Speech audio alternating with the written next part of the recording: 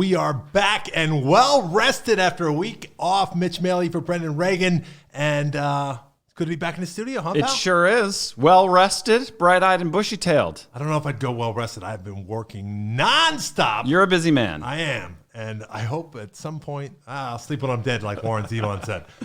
Let's get right into it. We've got some great news. Breaking news, even though you'll get this on Friday morning and we record it late on Thursday. Just got the notice that fully vaccinated Americans no longer need to wear masks or maintain social distance indoors or outdoors. The CDC has just announced. The new advice comes with a few strings attached. Even vaccinated individuals must cover their faces and physically distance when going to doctors, hospitals, or long-term care facilities like nursing homes, when traveling by bus, plane, train, or other modes of public transportation, or while in transportation hubs like airports and bus stations, and when in prisons, jail, or homeless shelters. So there are some exceptions, but for the most part, buddy, we're getting back to normal. That's right. Burn your masks. Here's the funny thing. We pretty much knew this all along. You get vaccinated, you don't have to wear the mask anymore. However, the government, and particularly the CDC, has this really difficult situation on their hands where if they say, oh, once you're vaccinated, you can take off your masks, then everyone's going to take off their masks, right? Even the unvaccinated people. We know that's the case, but we had to get to that level of vaccination where even the unvaccinated, the anti-vaxxers, if you will, aren't going to pose enough of a threat to the rest of society because there's enough dead ends for the virus to hit. So that's good news. They must feel like enough Americans have gotten their shots that we can take those damn masks off in most places. Thank goodness. Just in time for the hot, humid months here in Florida. In other news, the Biden administration is defending the Trump administration's Justice Department seizing of journalists' phone records. So welcome back to the police state. Thanks. And I say this all the time. Hey, good Democrats, especially those that call yourselves progressives, do not turn a blind eye when it's your party expanding the powers of the police state, because they always want to turn it on anyone who disagrees with them. And as a journalist, I find this very chilling that people are searching phone records and trying to find out who the leaked sources are, and they're calling it security risks. However, it is almost always whistleblowers who tell us when our government is doing all the awful things our government does. And no one knows more about those things than the journalists who constantly have to cover their corruption. So I take this one a little bit personally, but I'm not at all surprised. What did the Biden Justice Department say? Because I heard the news break that Bill Barr's Justice Department had gotten all of these personal records and data of journalists. What was the defense? That in some cases, for matters of national security, you have to be able to disclose such things. Now, listen, don't forget, it was Democrats who vehemently went after Edward Snowden. It was Democrats who vehemently went after Julian Assange. Mm-hmm. It was Democrats, neoliberals, the Susan Rice types, who said these are traitors to the country, that have a really short memory in terms of, some of their good buddies who've done some traitorous and arguably war crime type stuff. And it's always a little rich when I hear them saying that we've got to police these damn journalists lest they leak out the secret, dirty, nasty tricks we've been doing, and our enemies find out our tactics. Yeah, because the guy down at the Washington Post definitely has all the national security secrets. Right. That could ruin everything. That's how perilous our international relations are. The thing is that you have the press has become more and more hamstrung by a declining media presence. The business model is broken. The continuous shrinking of newsrooms, happening simultaneously with the growth of what we can only really call public relations in government, these public information officers I've seen over the last decade, Brendan, dozens of journalists that I've known leave journalism, sometimes getting laid off when newsrooms were constricted, and then doubling their pay in many instances to go and work as, there's always a weird name for it, but really they're PR. They're the PR people for the government. Right. And, their job is really to manage the flow of information in a way that's positive for the people they work for. And one of the problems that you see with this is that you get them hijacking the narrative. So you have this, and this happened, I would say the most famous example is Judith Miller at the New York Times in the run up to the war with Iraq, and where she was just being spoon-fed, from sources who turned out to be all the neocons in the Bush administration, just basically saying, yeah, we know all this. We're not going to show it to you, but we know all this stuff. Let us tell you all the dirty tricks they're doing. And this is why it's really important why we do this. And don't ask for evidence. No, right? We don't have good evidence, but I'll tell you what. I can't tell you that. And I'll tell you, listen, I've been a journalist for decades, and they try to slow walk you all the time. So you get these things that, listen, what I can't say on the record is what you're going to find out later. And what they're trying to frame is your mindset to understand, oh, that's the real story, so I don't really have to look too hard about what these activists are saying. And he just can't say this on the record now, blah, blah, blah, blah. And so often as this ratio of PR people to journalists becomes more and more skewed, that story takes root. If they give you an easy story that sounds plausible and is convenient, has an obvious good guy, a bad guy who we don't know and have no vested interest in, and they say, here's how it happened, that overworked newsroom has an easier job echoing that story than they do trying to develop all of the sources that it would take to run counter to it. And then you also have this thing in media where we're prizing access, and we're saying, the ratings are driven by who do you have on your show? And they're saying, well, we need to do pre-interviews and have interview conditions and all these different preconditions to the interviews. Right. And how do you build that relationship as a journalist other than to say, I accept your story as truth and I will run that? That's the reciprocity that is happening sometimes in what you're alluding to, which is having the connections means you have to give back in some way. Yes. Right? Yes, and what the answer to that is fuck the access. Seriously. Yeah. They need you. It's yes. Yes. The preconditions are horseshit. We don't do any of them at the publications that I work for. I've never given a precondition in an interview. When somebody sits in my podcast for the local newspaper, I've had that asked for. Can we not talk about this? Nope. You can refuse to answer it, but I owe it to you. Absolutely. And that's the way that it works. And if you don't want to come on, no problem. But you know what you end up finding out is if you don't treat them like superstars, they don't act like prima donnas. And if you realize that they call you because they know you have a platform to get information out that's more trusted than their Twitter feed, and they want you to echo their PR, but that's not your job. Right.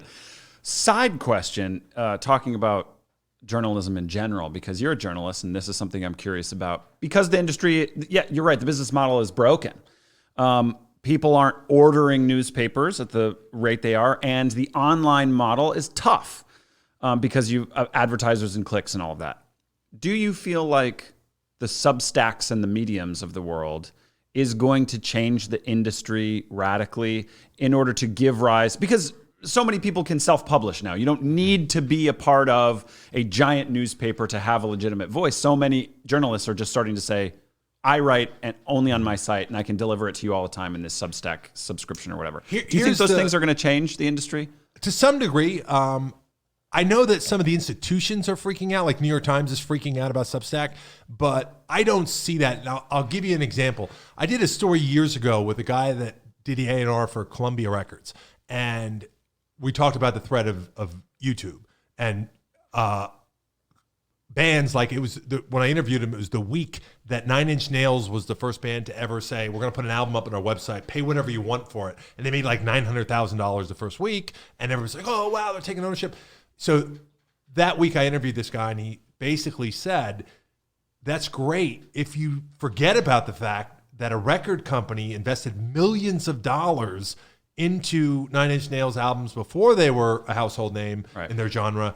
And that is what they're trading off of. So if you go back to it and you say, okay, Matt Taibbi and Glenn Greenwald and a handful of people can make a lot of money if they say, I'm going to cut everybody out. I built that audience. But the one part, and again, how do you build an audience without a major platform to begin with? Right. That's the question. Yeah. So the thing that hasn't happened yet is, and this is what that gentleman asked me, is he said, I forget his name, but he said, when the first band comes and sends 10 million copies out the first week that didn't come up through that system, then come back and get me. Right. But he started detailing something that's even been more so since.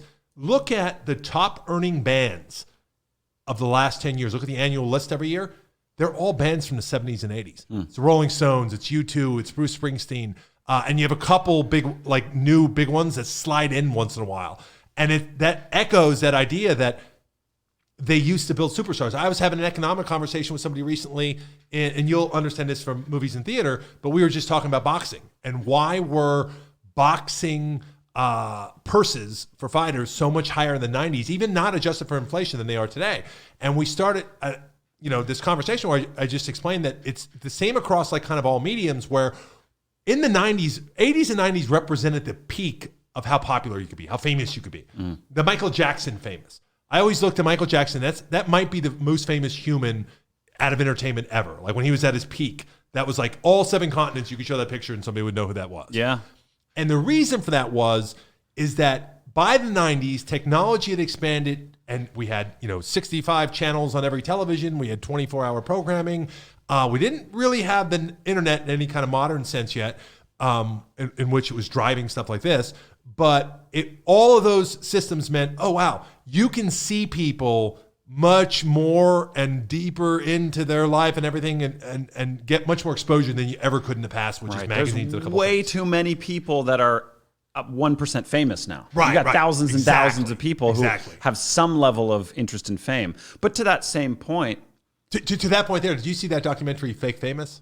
No, I haven't. That's a pretty good one on Netflix that goes into that. And it actually goes through Instagram, and it shows how many people have over 1 million followers. Yeah. And like, I'd never heard of any of the, like, they're going down this list, over a million. And they're like, so is that famous? Like, they make a living from doing this, but like, $1 million's not a big deal right now. No, I mean, I actually have a friend who's got, I know 2 people actually, now that I think of it, who have over 1 million followers on some kind of social media, and they both make a full-time living, and I wouldn't say either one of them are famous in any conventional sense. So no. In the 90s, you had this peak where the delivery system of communications had expanded so much more than it had been ever before, but it was still narrowly constricted to giant media companies because it was so expensive to develop it. So it wasn't where, and then now you have the ability where you can do anything to reasonable quality for relatively little money. Like it used to be like, $2 million was a small budget for a movie.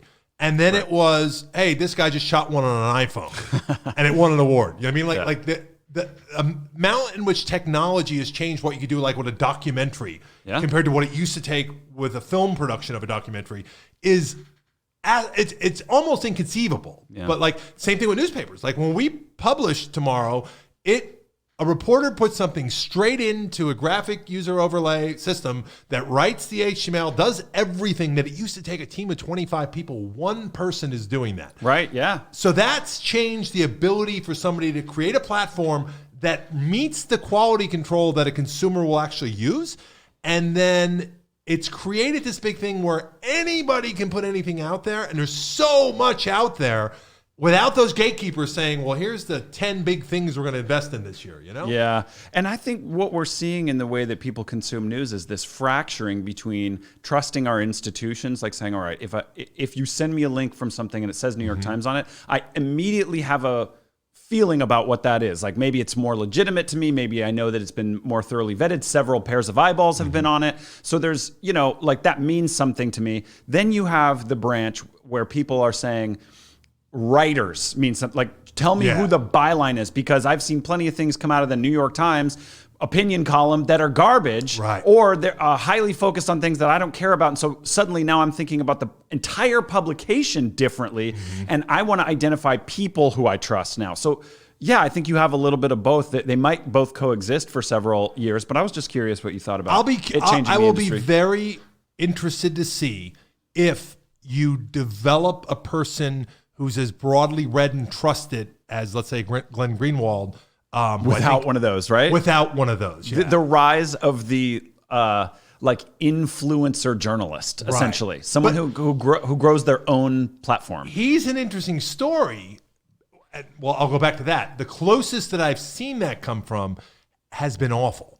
The firebrands. Yeah. Yeah. And most of them just aren't real journalists, and they haven't spent time. And they say, "Oh, I'm a citizen journalist. Turn this. I won't burn one in particular, but it was somebody that has a fairly popular YouTube channel that made their name during the Occupy Wall Street part. And that was like early part of new media. So like there wasn't a lot of people doing it. So they were able to capture an audience. And then somebody sent me their stuff and I watched a few of them. I'm like, that's awful journalism. I mean, that's just, it's not, there's a lot of opinion in it, like that is being presented as a news story. There's a lot of conjecture in it. And there's not a lot of effort to get beneath the surface and say more than here's what I ever observed and here's what I think about it. And by the way, I'm not a seasoned journalist who's done this for a long time. I'm basically just a guy. Yeah. And so again, there's certainly value in learning the craft. It is a craft. It is something in which there's a tremendous amount of ethical gray areas that you have to be able to navigate and standards that you have to be able to uphold. And when you look at somebody like Greenwald, who left The Guardian, an old school legacy publication, went to, what was that one that billionaire founded? The Intercept. Oh, and okay. he was basically the founding editor of it, and then left and said it's garbage because, it was financed by billionaires who said, hey, we're going to break out of the old school system and we're going to do this. And we don't care how much, we're not really even interested in making a profit. But then he found out, and we really want Joe Biden to win, so don't write anything about his son. And he's like, but I got this. Yeah, well, we're going to edit it. Well, I don't have an editor. I'm a contributing editor. I edit my own stuff. Yeah, and he quit over it. So there is validity, I guess, in a reader saying, well, I'd rather Glenn tell me, because he's built that trust with me. But how do you build that trust without a platform also is kind of hard as well. And funneling bias through an editor is just a new set of bias. Well, and then the other really interesting dynamic that you have in news products is then you have the consumer's own confirmation bias. Yeah, being like, I just want to read what I want to read. Yes. And echo somebody with better words who sounds smarter than me telling me everything that I think is true is. Yeah, that makes me sleep at night better. Right, exactly. Let's see, what else do we got? Here's another thing that I was going to say is that I was listening to a podcast and I'm going to strongly recommend. It's called Blowback. And they're on season 2 right now. But season 1, which I'm listening to, is about the Iraq War. And it's about the early days of it. And it actually goes back to Gulf War I to give you a lot of background. It's really, really well produced. And it's on Stitcher. I think you need premium. Actually, it's not on premium anymore. You can get season 1 without it. And oh my God, Brendan, I'm listening to this. And, I told you in a recent episode how thrown off I was by that Ragan documentary on Showtime and how bumbling and idiotic this guy seemed by today's standards. And then this takes it to like the George Bush era. You're like, oh my God, it was just as bad still. And they seem like cartoon villains. Like it's absurd. Some of the speeches that Bush is giving about Saddam Hussein were just like literally looked like SNL parodies. I mean, like they didn't even look like they could be real. It's really funny that you're listening to that right now. And because the podcast I'm listening to right now is called Slow Burn. Which is a fantastic podcast. They always have a totally different subject. Their first season was about the sort of Bill Clinton, Monica Lewinsky era, and they do tremendous research. Their current season, which I think is season 5, is about the Iraq War. Oh, really? Yeah, so here we are having a political podcast, listening to the same type of story on 2 completely different podcasts. So that's very on brand for us. But it's great. As soon as I'm finished with this one, I feel like I should go back and get the other one. Same exact deal. They're following... and it's a lot about Chalabi, this guy who was trying to sort of overthrow Saddam and was a grifter, playing both sides and financial fraudster, across the board, and investigating highly what total inadequacy and just a lack of any interest in like firm intellectual data that the Bush presidency was. It was who will say what we want to hear? Right. Anyone. We don't care how credible you are. We don't care how absurd you say, but who will say? And Chalabi's like, I'll say whatever you want for a price. Yeah, where have we heard that before? Give me some bags. But listen, that's the part where it's like we have this weird relationship, I think, with our country in terms of what we think. Hey, we're usually the good guy. And listen, unfortunately, in this world, a lot of times of the big actors, we're the best to deal with. But we kind of have this romanticized idea of USA. And then all these complicated parts were like, well, yeah, there's that too. And we just gloss over them all the time. And it's, when you look and you say, and that's why I've even said stuff like, look, I'm not in support of a vaccine passport, a digital vaccine passport on your phone with GPS capabilities. No way. Okay. I'm not in support of expanded police powers because of rioters and protests. We have all the tools we need to prosecute anyone who does something illegal during one of those. Do not enhance those powers when you go under the subjective, well, what's a protest? Who's a protester? Anyone exercising their right to demonstration? Those are problems I have. And I always say to people, look at, if you haven't been paying attention to local history, you don't understand that, yes, they lied to you about Iraq. They knew Iraq had nothing to do with 9/11. They knew that concretely. And they moved from one lie to the next until one stuck. And then it was like, okay, they bought this one, go. Yeah. Right? And it was so thin. And then you're like, oh, yeah. And right before that, they lied about Syria. Oh, yeah. Right before that, they lied about Gaddafi. And oh, yeah. Right before that, they lied about, Grenada, or the Iran-Contra. These are the same people, by and large. A lot of these people were involved in government at that time. A lot, and if you think institutions just all of a sudden say one day, hey, we're going to give up all that power that we get from shady, corrupt stuff. Good luck with that. Right. But somehow we always kind of like, oh, there's new administration. Well, listen, there might be new administration, but there's a whole lot of bureaucrats that don't change. And those administrations recycle all the same people. We see it time and again. Go watch a movie. If you're having any trouble, imagine this. Go watch Judas and the Black Messiah, and watch what they did to Fred Hampton. Watch the trial of the Chicago 7, which was taking place while Hampton was being summarily executed by the state under the guise of a weapons raid. And then ask yourself, and then see the kangaroo court, which they actually use the transcripts from the case, so they're not, it's not hyperbole. Yeah. And then ask yourself, when did it change then? If it's not still like that, when did it change? Or did they just get better at saying, okay, the public face of this has to be a little bit cleaner and shinier, and we got to be a little more careful about, the appearance of, justice more so than it actually occurring. Yeah. If you can lead with something scary, you can get away with your own murder.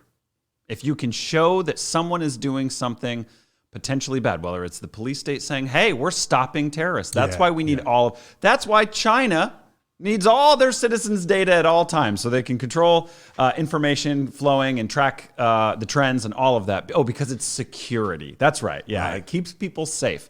If you can prevent a little violence, then people will get on board with a lot of things. There's a great quote by Goebbels, that dates back to Nazi Germany, where he said, controlling a population is very simple. And you just keep them in a constant state of fear, define an enemy, and make them believe that the state will and is the only one who can protect them from them. And people are fairly compliant once you get those dynamics in place. And we've seen that with, 9/11.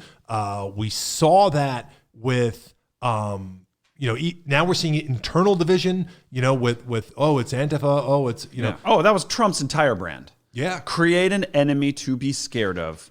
Constantly tell people you are the only protection between that threat and them. And say things like, they're coming after me because they can't get to you. And then suddenly you create this this fear-based voting system, which is, well, I don't want terrorists. I don't want Antifa breaking into my store. The same people, though, holding up their masks saying, don't live your life in fear, man. Are scared shitless. They're the same people that this week were putting gas into trash bags, by the way.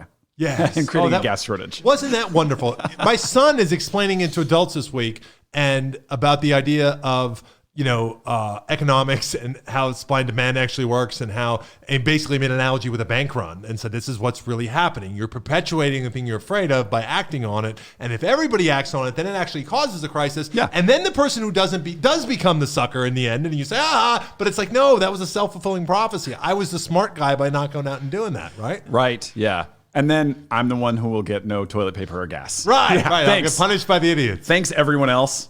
In other news, Liz Cheney loses her House Republican leadership post over her feud with Trump this week, which brings us to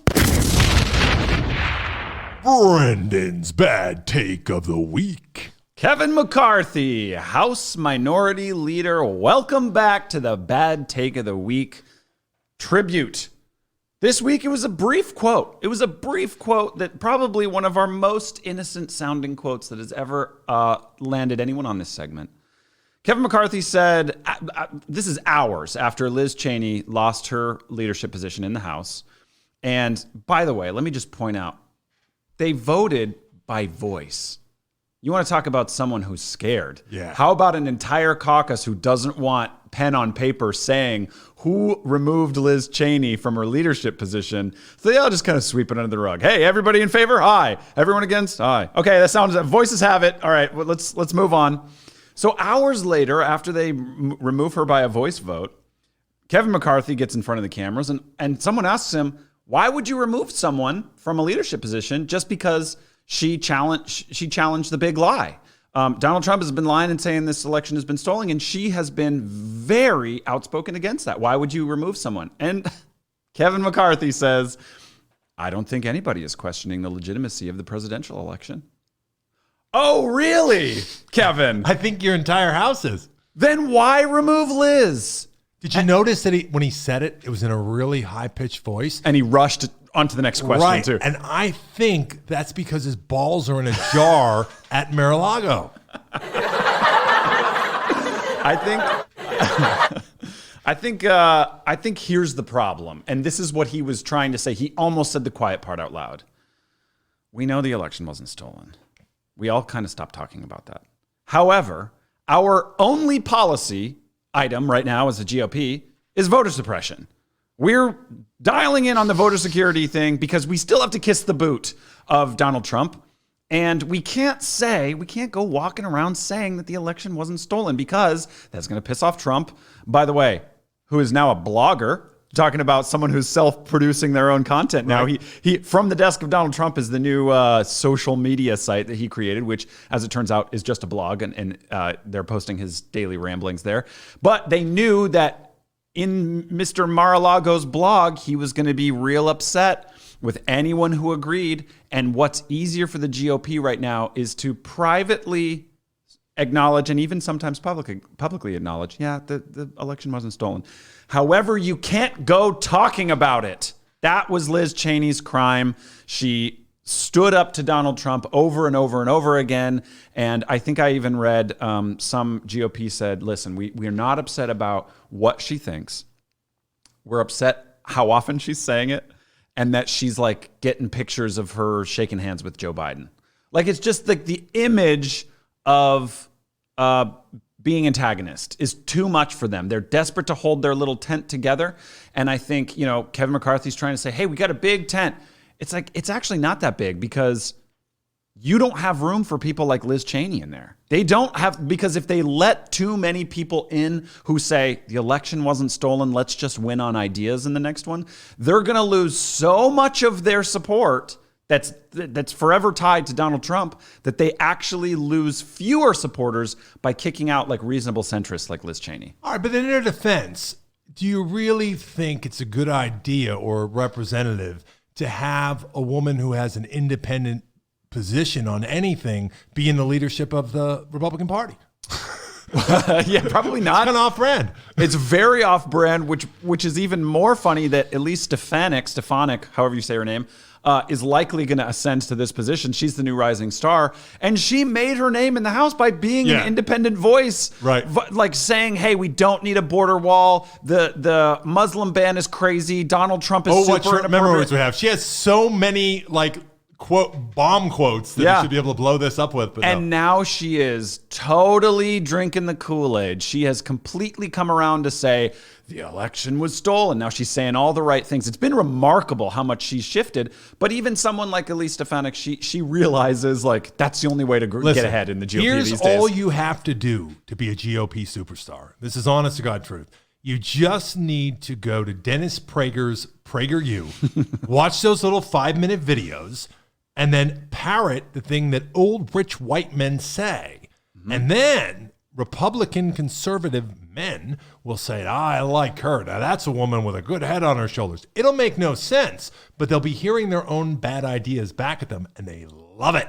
Yeah, they sure do. I mean, it worked for Candace Owens. Yes, well, that's essentially exactly what she does. She's just taken speed courses in PragerU and works for the same Koch funded foundation that funds PragerU. So yeah, and she's up there. And she's very good at being a firebrand. She's very good at taking a a very common GOP position Yes. and turning it into a radical hot take. Right, Yeah. right. But It's that's like, all it takes. They've been saying that for 30 years. You know what I mean? Like, it's not anything new. But a black woman saying it now. Pow! Completely, hey, which is unusual for the GOP. So it does make sense. I mean, it's a great money-making thing. I think it was Dave Chappelle who said I think it was about a year ago, who said, I can't think of a worse way to make money. Yeah.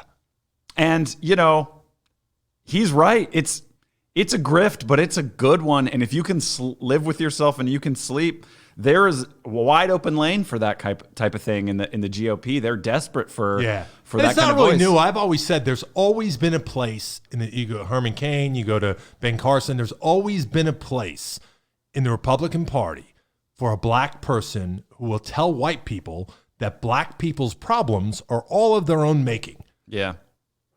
Yeah, there is. There's always room for that. There's because look, a black person said it. Yeah.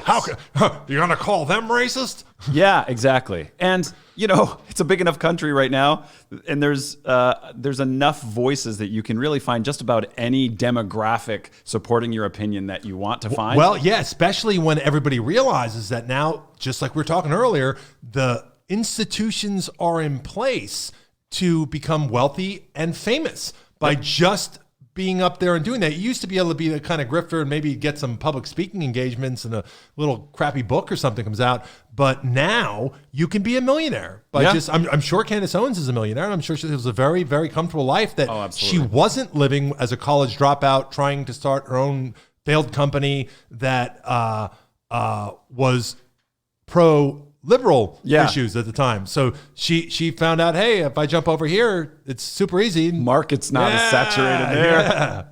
Yeah. So anyway, Kevin McCarthy, we see through exactly what you're trying to do. You're just saying you can't say the quiet part out loud, and that's why you end up on the bad take of the week. Moving on, all of our listeners, we're in for some congratulations because you, my friend, had your book come out this week. Let's hear it. Nicely done. Thunderous applause. That was thousands of people all applauding and screaming without masks on. Thank you, CDC.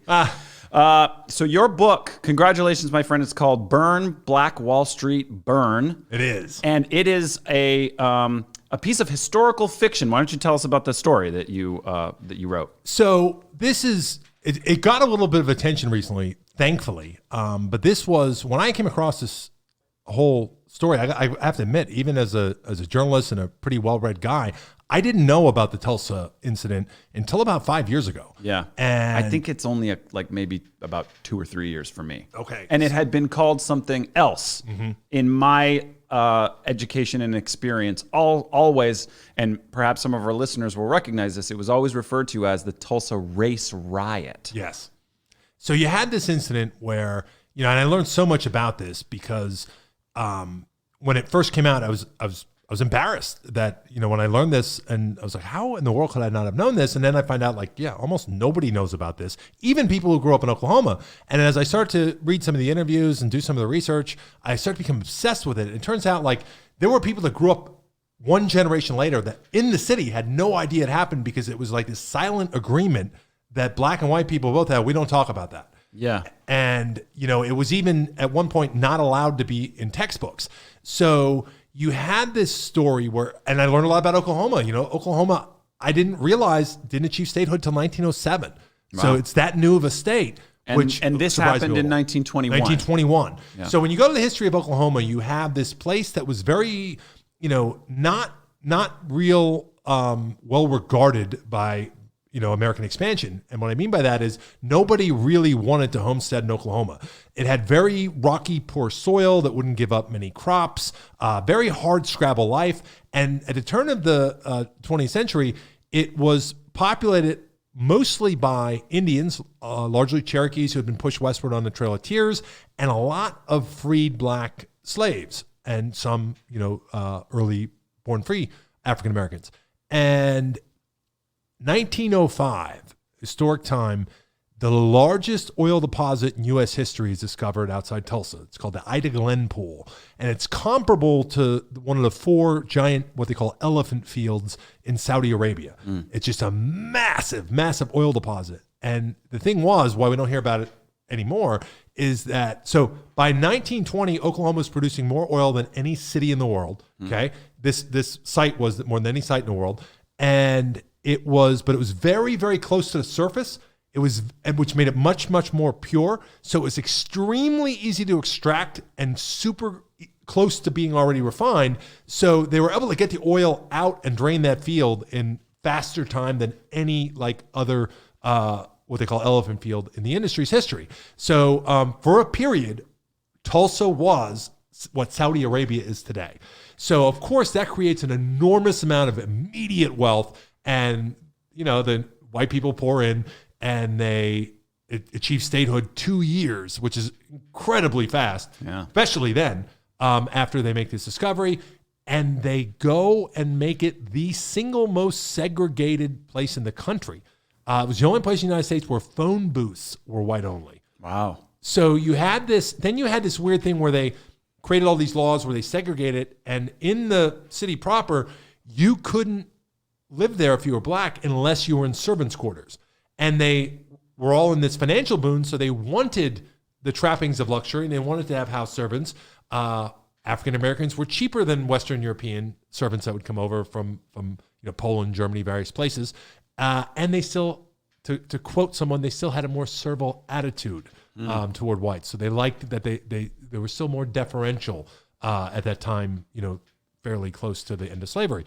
And what it did, though, by not allowing them to shop anywhere, not allowing any of the ancillary workers they hired to rent houses anywhere, is it created a big economic vacuum, which some very industrious African Americans filled. And you had a handful of men who came in and bought property in what was later called the Greenwood district, where black people could live and shop, and they put up a tremendous amount of rental property, and it eventually became a thriving city. By 1920, it was a thriving city of 10,000 of its own. It had luxury opulence that really it shocked me. Like they had a This is one of the most affluent black neighborhoods in the country at the time, right? It was by far, nothing even close. By far. You had 2 people who were thought to be millionaires, African-American millionaires in 1921, which I was not aware. Now, in my research, I found out there was a first African-American millionaire in the 1860s who was a freed slave and made his money on Wall Street. However, that was kind of an anomaly. And then you had 2 millionaires in Greenwood at that time, and O.W. Gurley and J.B. Stratford. And they owned a tremendous amount of real estate, hotels. Stratford owned a hotel that was said to have been on par with anything in Manhattan, anything in Paris, anything in London at the time. Black owned, black only. Right. And if this guy's a millionaire in 1921, that means in present day, that's probably around what, $30-35 million. Much more than that. Yeah, you're in the hundreds of millions. Yeah. Oh wow. So you're a very, very wealthy person, and now there's even much more wealth. There's equivalent billionaires from today over on the white side. Sure. But you had a few people that created this really unique place that you can go to, this all black city with theater. They had 2 theater companies. They had a number of hotels. They had all kinds of restaurants. They had all kinds of, it was just literally like going into Manhattan at the time. And this area became to be known as Black Wall Street. Yeah, and that was actually given by W.E.B. Du Bois, who walked down and was taking a tour and said, "You know what you guys built here? This is a Black Wall Street." And then the Tulsa massacre started with kind of a singular event, right? Very similar to like the Emmett Till story. Yeah. Right. And what was that? So you have, and in the background, what's kind of going on is in 1921, you got to remember World War I has just ended. And that caused just a little bit of glutton oil. So it wasn't like they still weren't making a ton of money, but it was just one of those things like kind of like when we had, Katrina or something. And the opposite of that. So we had a glut like we had at one point during the Obama presidency, and gas. Oh, it was because of fracking. We had a big, we started fracking, and all of a sudden all these started coming in. We had a big glut of oil, and prices dropped below $2 for a little bit. It was something like that. So you had this just a little bit of contraction in the economy. And who feels that? Always the poorest people, right? Mm-hmm.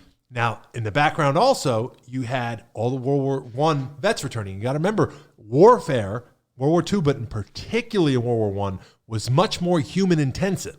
So a much greater portion of the population had to serve, the male population, and they're all coming home at once. And you have white vets coming back, hearing that since they've been gone, Tulsa has grown into what they were calling the Magic City, and there was just money everywhere. And we're gonna go home. We're gonna stake our claim. We're gonna get ours. And they come home and it's like, yeah, we're not hiring in the oil fields right now. It's a little tight. And then they're looking and saying, wait a minute, what's happened over in the what they call the African Quarter? What's happening over there? What I'm seeing, Rolls Royces and stuff. What's going on? And then you had black veterans coming back, Buffalo soldiers who had fought for the first time in combat situations. With the French, they would not allow them to participate in combat with they had them in kitchens and stuff with the U.S. Army, but the French brought them into the foxholes, and they performed very, very, very well. And they were honored. They came home, and they thought, I'm going to come home in uniform, having served my country, winning a war, and all that stuff's going to be forgotten. Obviously, it wasn't. So then you had these people saying, we're not going to be deferential. We are not going to, curtsy to the white guy, just because he's white. We fought for our country. We fought for you, and. So you have all this kind of background tension going on with that economic part. And then you have this story that's kind of lost to history in what truly happened. But the best, and what really sticks to both parties involved, initial description or ultimate description, I should say, is you had a shine boy named Dick Rowland who, high school dropout, he was 17, and he was working as a shoe shine box boy, and because you could make so much more money, he was getting paid more than some lawyers in Greenwood. Oh wow! Just they're throwing $5 bills back then, right, as tips. And however, there was this situation where you couldn't use the bathroom in downtown Tulsa. There was nobody to go to the bathroom, so the white guy who owns the shine stand makes a deal with Renberg's department store down the street that they can go up to some 4th floor bathroom and just use that. It was in an abandoned part of the building. And there was a female elevator operator, young 19-year-old named Sarah, who, which I found odd. I didn't know that you'd have female elevator operators in 1920. But the story was the elevator used to jerk when it would stop. It had been doing that for some time before this incident. And that was it. This original and only statement and story that Dick Rowland stuck to was that when the elevator stopped, it jerked him forward. He put up his hands to, keep him from bumping heads with her. And at that moment, she screamed and pushed him away. She didn't, she was just alarmed. And then a clerk standing right outside the doors as they opened screamed, he's attacking her. Call the police, call the police. He runs. He eventually gets arrested, and he is going to be lynched. Right. So you have this incident where as soon as he gets out in the newspaper, and there was this scurrilous newspaper publisher who runs some extremely unprofessional articles inciting the lynch mob, and Klan organizers show up, lynch mobs show up, and there are several white heroes in the story, and one of them was Sheriff William McCullough, who refused to let the very overtly racist Tulsa Police Department take him into custody and insisted that he be kept in the county jail. And because it was already well known that Tulsa PD had turned over people to lynch mobs before. Right. And he said he'll be tried here, he'll get justice. He, from the beginning, didn't believe that a crime was committed. The young girl's story was apparently, wishy-washy. It seems like she was browbeaten by a lot of the detectives who kind of fed her what they wanted to hear. They bring him in, and through a long night, there are several attempts to lynch him at the jail. There are several black veterans who show up trying to prevent the lynching. And at some point, some shots are fired, and there's a little bit of a skirmish. And then essentially you had hundreds and hundreds of whites descend on Greenwood and burn it to the ground. Right. And summarily execute, elderly, burn children alive in their homes. it was the only. Possibly the worst episode of racial violence in American Oh, history. no question. Yeah. No question. Nothing even close. It's the only city in the history of the continental United States that's ever been bombed by airplane. They bombed. Wow. They actually took trainer planes from a nearby, and you had a lot of complicity from institutions too, National Guard and police, and they took trainer planes from a nearby army base, and they flew them over the town early the next morning, and they had tar balls dipped in turpentine that they would light and drop, and that's how they burned the remainder of it to the ground. Wow. So just a shameful event in American history by far.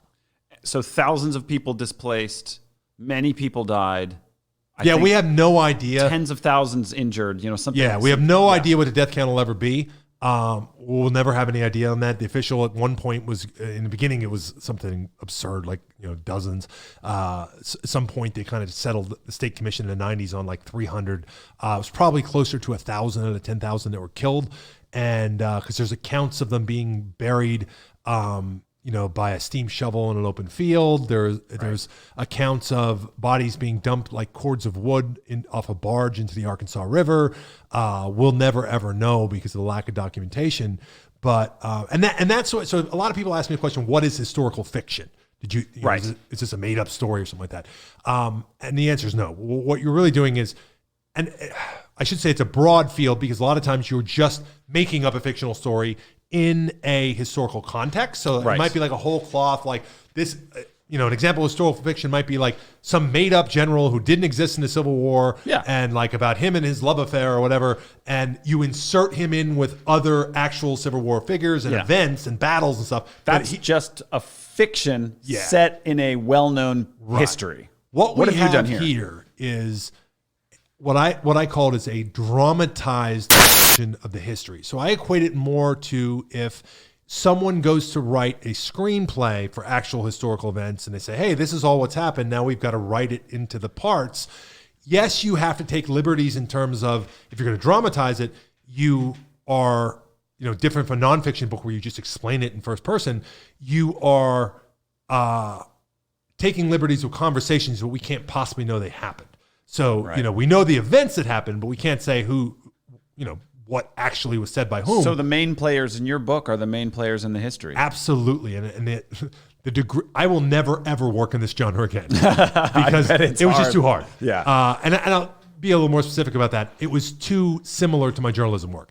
And my other 3 books are fiction, literary fiction, because one, that's my favorite thing to write above all else. But then also it's a lot of respite from journalism.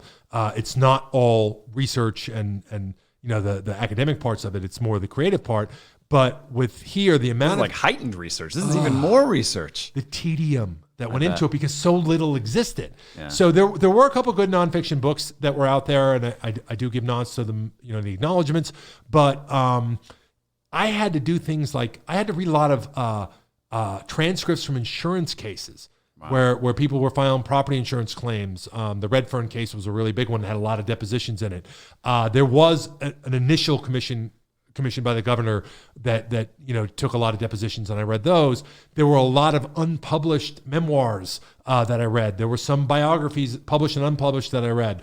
There were letters that I read. I found some handwritten electronically scanned handwritten census notes that gave me some indications. Like, for example, throughout the history of it, if you look up any scholarly articles, almost every African American is referred to by their initials, and you never hear what their names were. And I didn't really understand that, but it was absolutely the norm because some of them were almost impossible to find.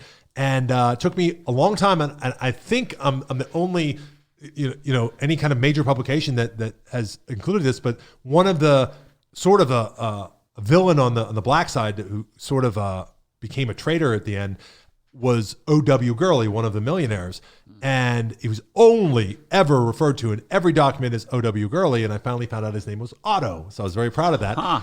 And then searching for O.B. Mann, who's another very integral figure, maybe the hero of the book. Everybody just had OB constantly. And I found a handwritten census note signed by him where he writes his name as OBIE. So everybody just heard actually OB. Yes. And now I further suspect, and it really killed me that I couldn't confirm this to get it done. I think his given name was Obera. And that's a rare name that comes from the islands. And he had a daughter named Obera who's since passed. And there's no living families. Last nephew died a few years ago up in Michigan. So there was no way to confirm this, but it was more common back then, especially among African Americans, to name females after males in the family line. So I'm fairly confident his name was Obera, and they call him Obi for short. But if anyone's seen the opening episode of The Watchmen, where that gave a lot of attention to the story because they dramatized. And I will tell you, as gory as that opening scene is, it is not hyperbolic at all. It is very, very historically accurate. However, they call him OB very distinctly, and he's a tiny guy in uniform with a kid, and he didn't have any children yet, and he was massive, and that's kind of important to the story. He was like 6'6", 270 pounds at a time when Americans, we're not that big. We're not that big. Yeah, his grandfather, he was actually his grandfather was white. He was a mulatto, and his grandfather was white and was 7 foot tall, which was almost like not a thing, in 1920. Yeah. That's like being like 7'8" now. Jeez. And he was a big white Texas rancher, and supposedly when his wife passed, he took a negress, what they called a negress slave at the time, as his new wife or partner, and sired a bunch of children, and she was about 5'10". So Obi-Man was one of the grandchildren from that line, and plays a central role. He's one of the returning soldiers from World War I who lacks the requisite deference and helps set some of the things in motion. But the only places where I took liberties with composite characters and so forth was, unfortunately, there wasn't a lot of documented history on the whites who did the wrong things, because they were never brought to justice.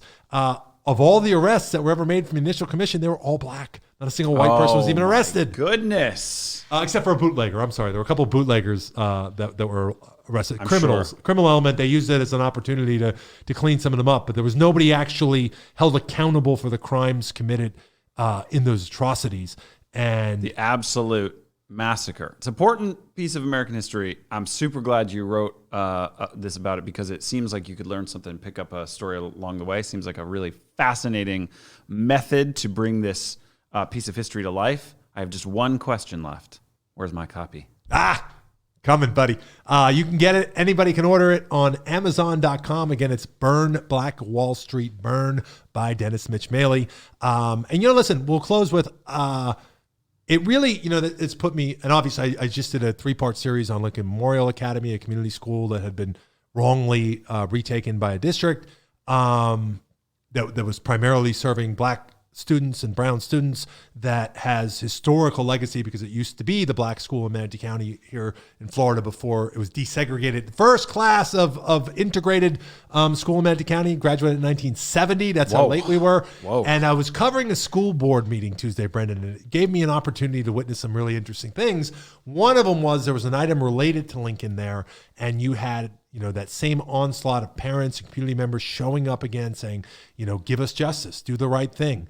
And they were equally numbered by a bunch of really angry middle-aged white women who had, and one noted white supremacist who had a lot to say about the tyranny of children wearing masks at school. Oh, boy. And I thought, that really speaks to white privilege when it's like, that's what's, and there was more vitriol coming from, the angry Karens than there was from the African Americans.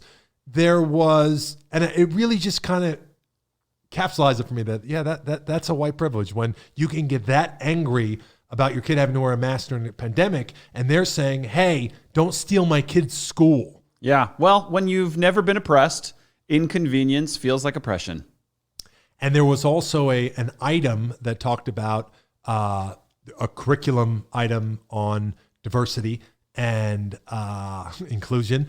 And there was some concern over that as well, and controversial subjects. And one of the school board members talked about the 1619 project and how she doesn't want controversial material taught, and that right now this country does not need to be any more divisive in our education. We need to come together, and this won't help. And again, that made me think, after spending 4 years researching this atrocity, what a great white privilege that is to say, you know what, let's not talk about things that don't make it into the history curriculum about the horrible atrocities that happen to some people. Let's all just agree to ignore them so that we can all feel more together. Well, didn't she get the good news from Ron DeSantis? Don't know if you heard this, but he declared systemic racism doesn't exist. Racism doesn't exist in America. I did not hear that. He said this, this very thing. There's no racism. So why bring up difficult subjects? Why teach these things? And, listen, there is nothing that I think we're more indoctrinating with than education. And when you look back and, that story is one thing, but the amount of, misinformation. And then I'm going to recommend a great book. So listen up real close. I've given this as a gift more than any book. And I give books as a gift for everything. But it's called Lies My Teacher Told Me. Everything Your American History Textbook Got Wrong by James Loewen. Lies My Teacher Told Me by James Loewen. I would strongly recommend that you read it, and it really goes through and it asks some of those questions that there's things like in plain sight, like that we never really question. And he's like, why do we give so much time to Helen Keller? Like, why does she get more time in an average U.S. textbook than the Vietnam War? It doesn't make sense. And it's like, unless you're trying to indoctrinate all these different things. And if you're going to give Helen Keller that much space, why is it ever mentioned that she was a rabid socialist and a socialist advocate who toured the country, promoting I sit socialism here at 36 years old, having never heard that in my entire life. I didn't know that. Yeah. No, I very few Americans do. Right. Yeah. That doesn't fit the narrative. I mean, it's a whole book of things just like that. It's very academic. It is not from a, ideological perspective. It is very academically done in saying, let's just examine. And he goes into the really fascinating part of the economics of textbooks and how, like Texas, for example, has more influence than any in particular institution or organization on what is in American textbooks, because school boards for the longest time have taken that up as an issue, going back to the 80s, where they were vehement about what had to be and what couldn't be in Texas textbooks. And as a result, because it's such a giant state, then companies were like, well, we'll just offer that one to other states. And that kind of became the norm for a while. And it was only when Texas started going further off the reservation that they were like, okay, there's going to have to be a Texas edition.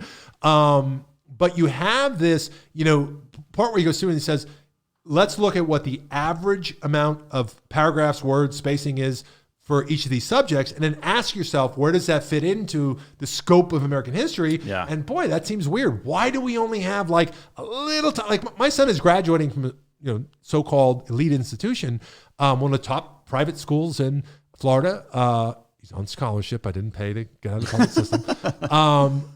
Couldn't pay to get out of the public system. But he said, I've learned almost nothing about the last 50 years. Yeah. Or last 70 years, really. Like since Korean War forward, almost nothing. It pretty much ends at World War II, and it's a real glossy version because we don't teach things like, well, that version of World War II that we got over here is like the American version. Yeah, and we're the heroes. Yeah, it was really Russia that did most of the heavy lifting, and the war was really won on the Eastern Front, and all these great battles that we talk about was the Allies fighting the B team on the Western Front, because all of Germany's strongest forces were fighting the other battle. So we get this really sanitized version about how American beat the Nazis when really it was Russians. And, it's unfortunate. I'm not advocating. I don't have the romanticism of Stalin and Russia that a lot of people on the left do, but it's just part that we don't say. We don't say, we'd probably be speaking German if it wasn't for the Russians. That's an uncomfortable thing and again, if the goal is not to, hey, let's study history and understand it, but let's indoctrinate people into a way of thinking that's a little bit fascist and really kind of ignores what the rest of the world has seen from us, it really kind of, to me, shoots a hole in the whole thing of people saying now, well, you're trying to change it into indoctrination. It's like, they're just maybe we're just trying to tell the truth. Right. We're really trying to tell the truth. I look at what's happening right now to the Palestinians, and I think the same exact thing. We don't teach the history of how Israel came to be and what's happening on the other side. That's a great example. It is one of many things that we either gloss over or reframe to our own advantage. And this is what creates the American exceptionalism that grows in Americans, that leads to the distrust and hatred of immigrants and the fear of change and all of the things that make the right and many parts of the center function as institutions. It really is a perfect circle going back to what we were talking about before, which is create an enemy. That's all you need. Create an enemy, make yourself a hero by being the only thing that prevents that enemy from getting to the people, and you'll get whatever you want. For the most part, we're going to leave it with that. Hey, ladies and gentlemen, thanks for tuning in. Check us out on YouTube. Share us, subscribe us, like us, help us spread the word. And we will see you next Friday on Punk Rock Politics. For Brendan Ragan, I'm Mitch Maley. Have a good weekend, guys.